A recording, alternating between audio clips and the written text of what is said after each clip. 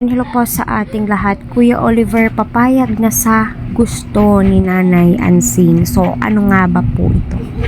Unang-una sa lahat, masasabi ko po sa kay Kuya Oliver ay magpagaling po siya. No? Kasi yun naman po talaga yung gusto ni Daddy Frankie. Kaya nga po kinuha siya. Nasa poder na po siya ni Daddy Frankie. Di naman po tayo bias dito. Yung mga napapanood po natin, yun lang po yung gagawan po natin ng komentary, diba? At madami ang naiinis sa prangka ni Nanay Ansing, the way na siya ay magsalita, naka-on yung camera, no, walang paligoy-ligoy kung ano yung hingin niya. Mas magandang ugali yun, pinapakita niya, kahit na madami ang naiinis, pinapakita niya kung ano siya at sino siya sa harap ng publiko, kahit na marami ang nanggigigil sa kanya, dito. So, minsan, hindi po maganda yung pagiging prangka, no?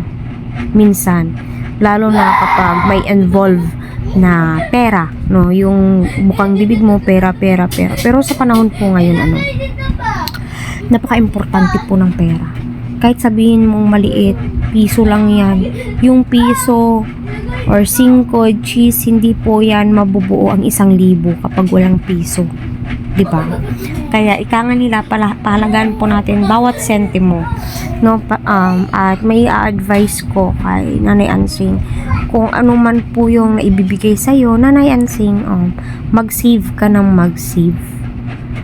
Habang nandyan si Kuya Oliver, para sa future din po ninyo, no, kung pwede magnegosyo si Nanay Ansing, kasi yung pagtulong, sabihin natin andyan lang yan, andyan naman po si Daddy Frankie, handang tumulong, pero ang nasa isip ko din po, madami kasing naiinis kay Nanay Ansing, madaming naiinis, at ramdam naman po natin yung bigat na nararamdaman po niya, yung problema ang kinakaharap po niya, yung poverty, no? Lahat naman po tayo ay nakakaharap ng mga ganyan, Kaya ang dalangin ko po, ay gumaling ng lubusan si Kuya Oliver na habang andyan sa poder ni Daddy Frankie.